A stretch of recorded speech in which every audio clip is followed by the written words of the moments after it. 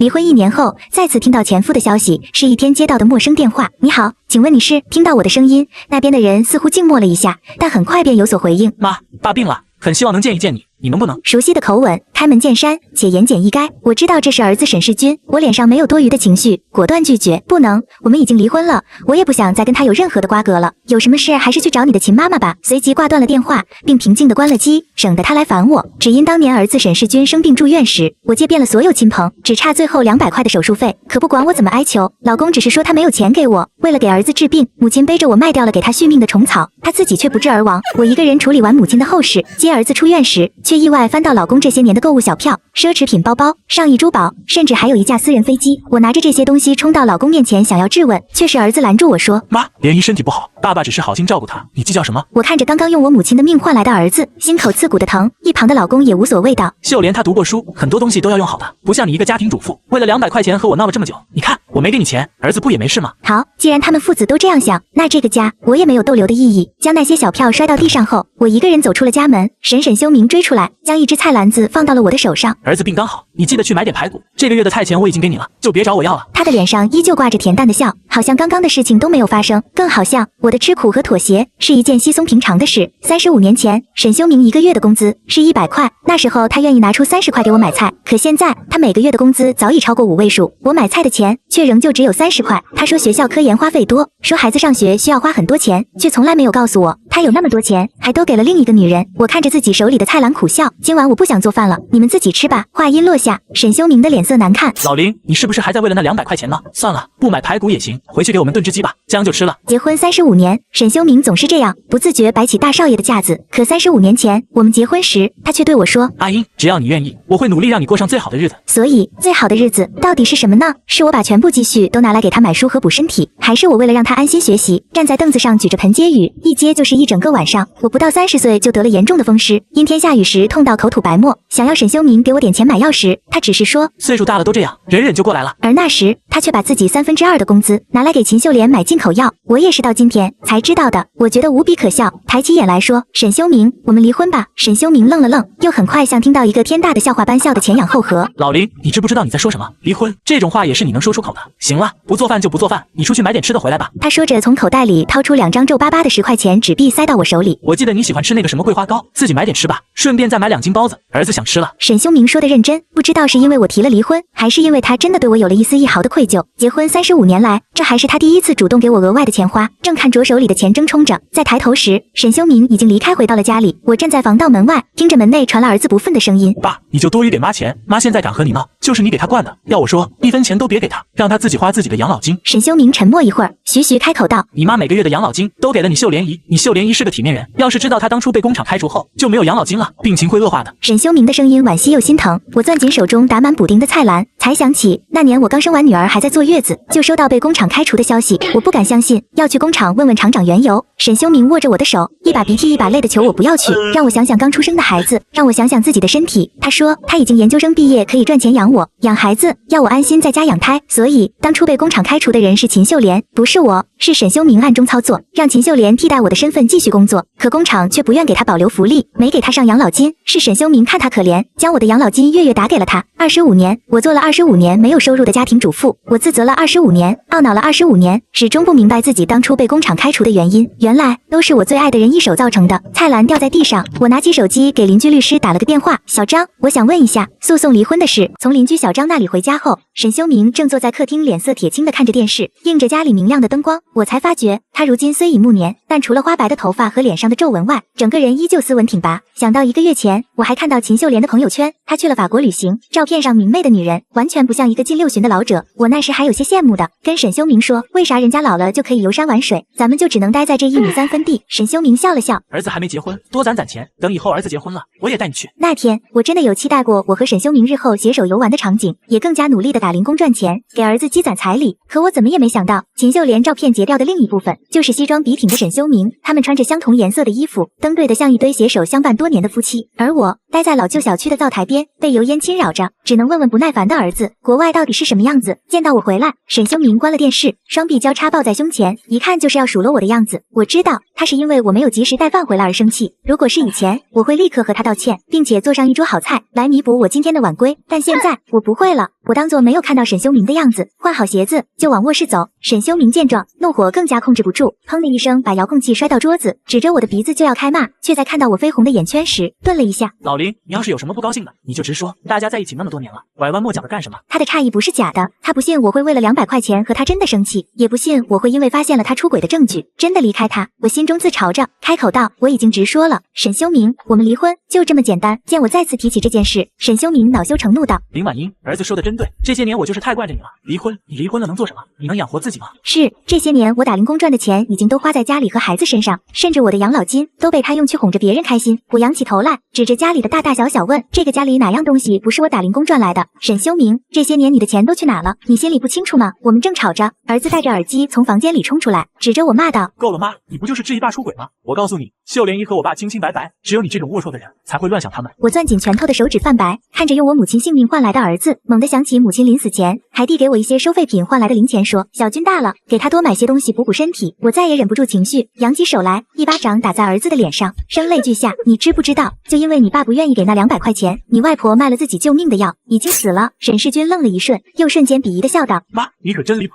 为了和爸要钱，居然用外婆的命开玩笑，你不也怕遭雷劈？此刻沈修明的脸上也没了刚刚的和颜悦色，从钱包里拿出200块，对我说，好了老林，就这200块钱，你还要闹多久？我给你就是了，这事翻篇了，咱们都不提了。他说着安慰起怒气冲冲的儿子，仿佛真的是一个明事理的爸爸。我看着手里的200块钱，摇了摇头，翻不了篇，这事过不去了。这天晚上我第一次没住在家里，我拿着沈修明给我的200块，在外面住了一晚酒店。他刚刚给我的220块，是我手里目前全部的钱。当时儿子住院缴费，各种治疗早就花光了我所有的积蓄，最后就差200块时，医院的护士都不信，说人怎么会穷到连200块都拿不出来呢？可是我在小区帮人做一次保洁，是1小时50块；我在城北收垃圾，是一次80块。可是我儿子每年的学费是30万，每个月的零花钱是8000块。我拼命的干，一刻也不敢停歇，1分钱也不敢多花，就攒下了那5万多块，全都给儿子交了住院费。我真的没钱，只是我以为沈修明那边也同样不好过，我以为他最新科研，给了他的学生和项目补贴了很多钱，我以为他要赡养父母、兄弟姐妹，花销很多。可我怎么也没想到，我早已成为院士的丈夫，一个项目就能轻松拿到几千万的报酬。我也没想到，他的这些钱全都花在了另一个女人的身上。我知道，到了这个年纪，还要因为这些事情争风吃醋很可笑。可我辛苦操劳、省吃俭用的30多年，不该有个说法吗？离开沈修明父子的第一晚，我睡得很好，梦里我回到了我们曾经出狱的那个小山村。沈修明当初是村里唯一的大学生，村长和几个富农都巴不得把女儿嫁给他，可他却不肯。他说，他和我自小定了亲，人不能无信无义。他用自己的全部的钱买了辆自行车当做我的彩礼，带着我从那个小山村到了县里的学校。为了赚工分，我在厂里3班倒，比男人都拼。沈修明怕我走夜路黑，特意为我改造了一把小型的手电筒，只要他晚上有空，不管多晚，他都会接我上下夜班，甚至第二天一早他去上课前，还会为我准备好回来吃的午饭。我那时候那么庆幸自己嫁给了这样一个男人，可是到底是什么时候变的呢？大概是从沈修明调任是重点学校的那年。那年沈修明32岁，风华正茂，而我虽然才26岁，却已经苍老得像个40多岁的女人。我被安排进了他学校附近的工厂上班，也是在那里，他认识了我的车间主任秦秀莲。秦秀莲和他一样是大学生，成绩优异，谈吐风趣。只是我那时候刚刚怀上女儿，完全没有想到他们2个会这样牵扯整整25年。所以这25年里，我算什么呢？他2个孩子的母亲，免费伺候他的佣人，还是一件趁手的工具。第二天一早，我来到银行，用自己的身份证查到了自己的养老金账户，我直接将里面的几千块取出，去商场里买了一台我很喜欢的按摩仪。我的腰肌劳损严重，连医生都治不好。每次和沈修明说的时候，他总是不耐烦地说，现在年轻人都有腰间盘突出的了，你这么大岁数，别矫情了。我什么苦都吃过，也不是矫情，我只是不愿意这些苦来的，不值得。从商场回来后，我又在外面的餐厅打包了一些饭回家，这种不用做饭、做家务，还有自己时间的日子，让我整个人心情舒畅起来。我哼着歌，拿起钥匙打开门，儿子的哭喊声让我瞬间警觉起来。我冲进家门，看到刚刚做完手术的儿子倒在地上不能动弹，我吓得丢掉一切，冲过来将他抱到沙发上，刚要问问儿子到底是怎么回事，他看着我，没什么好气道，你还好意思说呢？妈，你昨天晚上跑哪去了？你一个老太太不好好在家待着，还学会离家出走了？要不是你惹爸生气，我今天至于这样吗？说完，他使唤着我给他去洗几个水果。我知道这是他们父子串通好的。沈修明明知道我昨天的行为是生气了，但他笃定我不会放任儿子不管，所以儿子是我的软肋，也是他攻击我的利刃。其实沈世军和他爸爸很像，智商高，脾气也大，他们在家里和学校里掌握话语权久了，听不进去任何不同的声音。可他的学费、生活费是我一份工挣来的，我供他读书留学，供他出人头地，可他心里我只是一个没什么用的糟老太太。我记得沈世军小的时候是很爱我的，他会抱着我的脖子说，妈妈，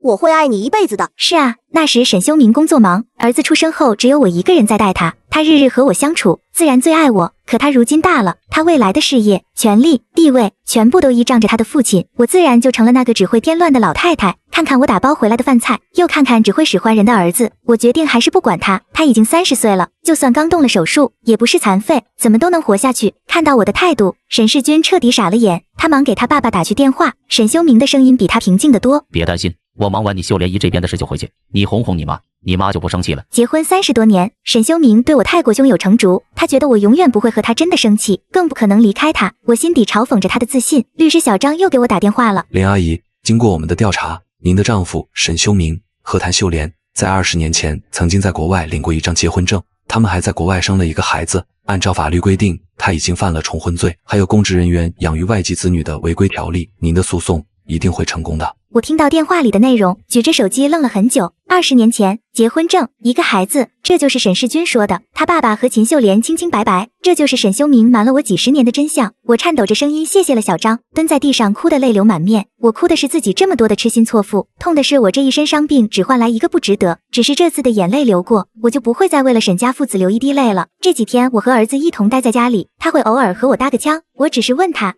爸爸什么时候回来，他支支吾吾着不敢说。终于在沈修明莫名消失的第5天，他回来了。他仿佛我们从来没有争吵过一般，兴高采烈地对我说，阿银，你看看我给你带什么回来了。我闻声出门，看到了桌子上香气扑鼻的桂花糕。我以前确实爱吃桂花糕，可儿子初中那年我就得了糖尿病，自此早就和甜食无缘了。我冷眼看着他虚伪的讨好，转身默默走到屋里去拿那份打印好的离婚协议书。既然回来了，那就抓紧时间把这个签了吧。沈修明愕然愣住，不等他问，我直接将小张律师给我写好的诉状交给他说，沈修明，你婚内出轨，国外重婚，还挪用夫妻共同财产，我不光要和你离婚，我还要你把这30年欠我的钱全部还回来。沈修明看着我，仿佛在看一个陌生人，哑然失声好久，才沙哑的开口要说些什么。我打断沈修明的话，没有必要，也不想听他继续说下去。沈修明，我们到此为止吧，法院见。和沈修明彻底摊牌后，我不再看他和儿子的脸色，也不用日日照顾他们，乐得自在。反倒是沈修明一个劲的和我解释，我拉黑了他的电话，也从家搬了出去。他就发动全家所有亲戚来劝我不要胡闹，可我从未像此刻这般明白，我没有胡闹，这个婚我早该离了。做全职主妇前，我是工厂里的会计，算了一辈子账，没想到最后一笔是我和沈修明的婚姻财产分割。这些年我花的每一笔钱都有记录，到了分的时候，我也要分得明白。我糊涂了一辈子，不想再糊涂了。这天我刚买好了出去旅行的车票，正回家收拾行李时，沈修明回来了。看着他如今虚伪的讨好，我摇了摇头，只有一句话可说，之前你找来全家拖住我起诉，现在法院已经发传票了，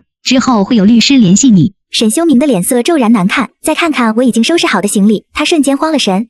这些年我是把钱都给了秦秀莲，可我没有对不起你，也没有对不起这个家。我和他在国外结婚，是因为他的孩子需要上户口，我们只是假结婚，我什么都没做。而且如果不是秦秀莲，世军的博士也不会读得这么顺利。阿银，你相信我，没有对不起我，没有对不起这个家。多么可笑的话！当他把那些钱交给那个女人时，当我带着2个孩子挨饿受冻的时候，他有没有想过我们会不会活活等死？当他和那个女人游山玩水，穿金戴银时，又有没有想过，为了剩下一点点钱，我和孩子们已经有多久没有买过新衣服？一句没有对不起这个家，一句他们是假结婚，他就把我这几10年的苦难一笔带过。对婚姻对家庭最起码的底线，难道不是责任和忠诚吗？他又有哪一点做到了？连世军都能理解，我只是可怜他一个人孤苦无依，你怎么就不能理解，非要跟我闹离婚呢？看似句句是在解释，却句句都在指责，可他实际做的真如他说的这样吗？那个女人一个人孤苦无依，那我呢？独自带着2个孩子操持这个家的时候，谁又能来帮我一把？我冷笑一声，已经把行李收拾好。他冠冕堂皇的理由找到越多，我越觉得他宛如上蹿下跳的小丑。我理解，也祝福，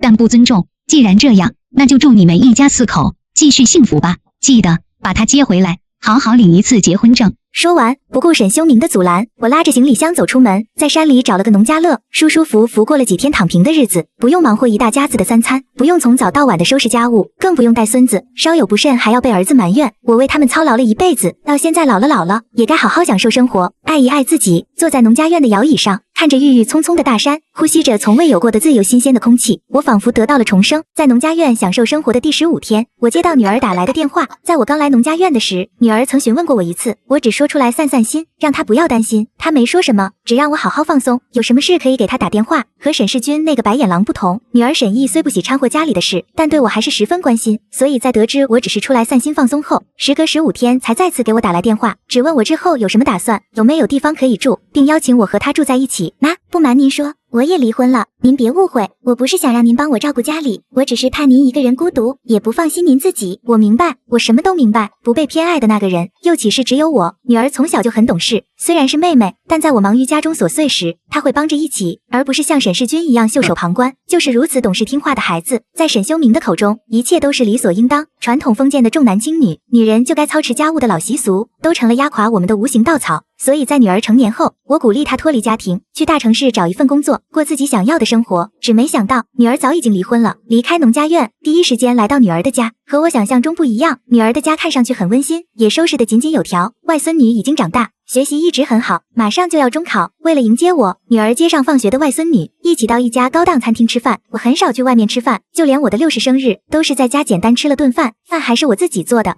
您以后就在我这放心养老，我和然然都十分欢迎您来和我们一起住。外孙女和女儿一样，也十分懂事，知道我要来，早早就准备了礼物，是一件很漂亮的连衣裙，生怕女儿花钱。我依然保持节约的作风，可女儿却笑着摇摇头，说她现在是外企的高管，足可以让家里过上富裕的生活。等然然期末考试结束，我带着你们去各个地方转转，您辛苦了一辈子，以后要好好享受晚年生活。这是我这么长时间以来第一次笑得这么开心，也是我第一次觉得自己辛苦一生没有白费。至少我还有女儿和外孙女，至少他们能看到我为这个家的付出。回到家，女儿早就把房间收拾好让我住，看着我行李中少得可怜的衣服，女儿说等周末要带我去商场再买些东西。离婚的事为什么不告诉我？我问女儿，这也是我最想知道的问题。我怕她过得不好，怕我当初让她离家的决定会影响她，可她也只是笑着拉住我的手。妈，没有谁靠着谁才能活下去，找一个会让自己更累的人，不如把这个人踢出自己的世界。你就是太顾着那个家了。是啊，我活了一辈子，到老才明白的道理。幸好女儿一早就明白，并及时做出最正确的判断，也幸好她没像我，为了一个所谓的家，把自己活得像个行尸走肉，失去本该属于我的所有。和女儿聊了很久，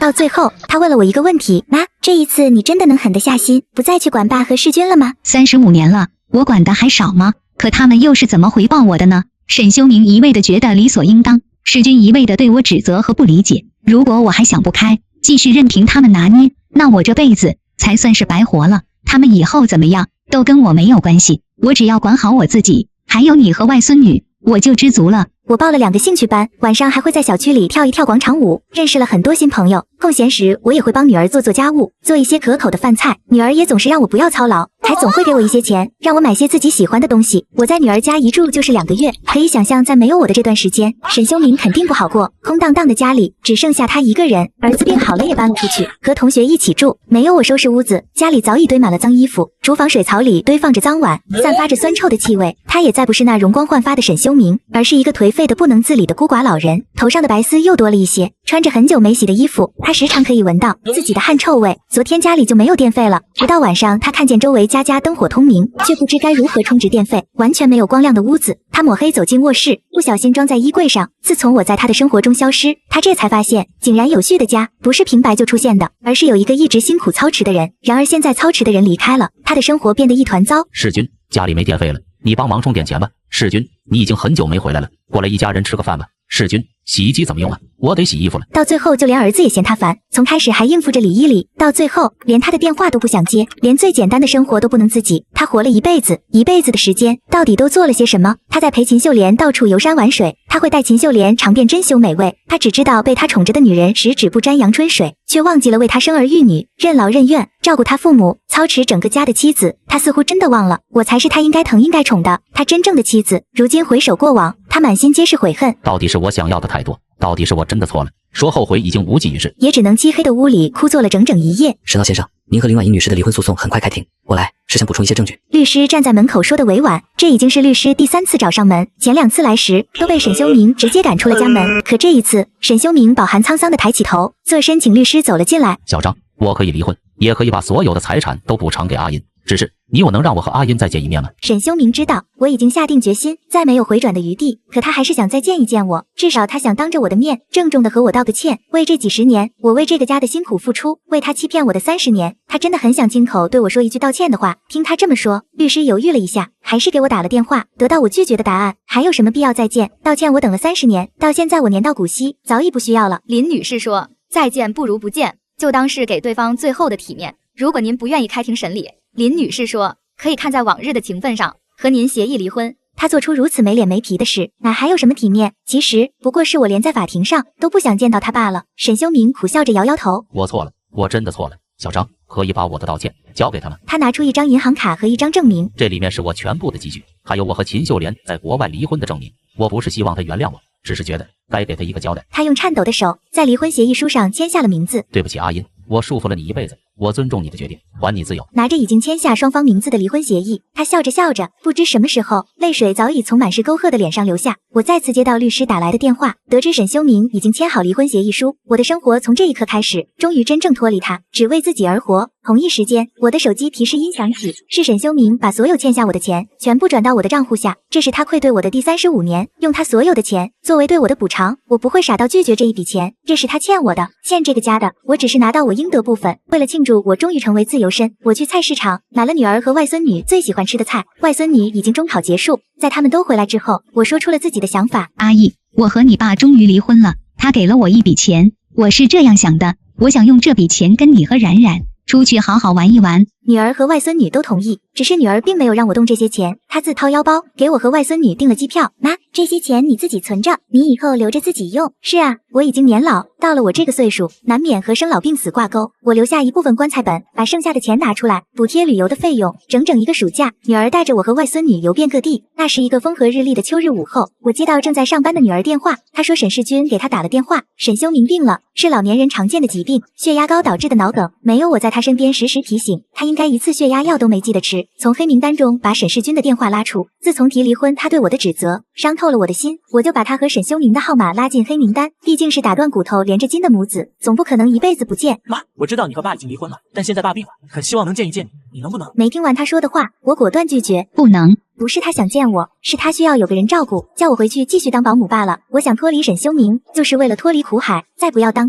那个家的免费保姆。到现在我和他已经再无瓜葛，又为何要再跳进牢笼，还会让他们觉得一切都是应该的？哪有这么多应该，又拿来这么多必须要做的事？他们可以无事一身轻的把责任都推给我，我又为什么不能事不关己高高挂起？世军，你也说了，我和你爸已经离婚了，他的事以后和我再无关系。我挂了电话，并不觉得自己狠心，毕竟在我为了那个家焦头烂额，时刻陷入水深火热的时候，这一对父子从未帮过我分毫。我以为我已经拒绝得如此决绝，世军还是不远千里的找来。当时我正在小区的公园里和一些老姐妹们跳新学的广场舞。妈，即便我想装作假装没听见，他既然来了，就肯定不会放弃，是应该好好谈一谈。毕竟那也是女儿的亲生父亲，即便从小到大，他从未感受到父爱的温暖。可女儿说无法推卸的那一份叫责任。妈，爸现在什么都不要，他只想你能去看一看他。怕我觉得是让我照顾生病的沈修明，儿子一针见血地说出来的目的。我和爸已经知道错了，没有您这几10年为家里付出，我不会长这么大，爸也不会被你照顾得这么好。我为我自己对您说的那些混蛋话道歉。儿子的话无比真诚，看不出一点虚伪，只是想哄骗我的样子。或许在我离开的这段时间，他们早就体会到我的重要性，是他们不懂得珍惜，理所应当地享受着我的付出。到现在，付出的人不愿再付出了，他们这才开始后悔，也学会了愧疚。只可惜他们明白得太晚了，人一旦失望到了极点，心死之后，不管对方再如何，都不会有什么改变。人死都不能复生，更何况是人心。世军，你回去吧，爸那边如果需要人照顾，我可以出1半的钱找个保姆。女儿在说话时并没有什么表情，她出于责任，愿意出1半的钱请保姆，另一半不管是世军出还是沈修明，他也并不在意，出1半的钱。你知道现在找个保姆要多少钱吗？我要养家，还要还房贷车贷，我哪有这么多钱？爸把所有钱都给了妈，现在不该把钱拿一部分出来吗？果然久病床前无孝子，沈修明这才生病没多久，他这个从小宠到大的儿子就开始嫌弃要花钱了。没想让我去照顾是真，但想从我手里把钱要回去也是真的，这就是人心。沈世军，那些钱是你爸这么多年欠下的债，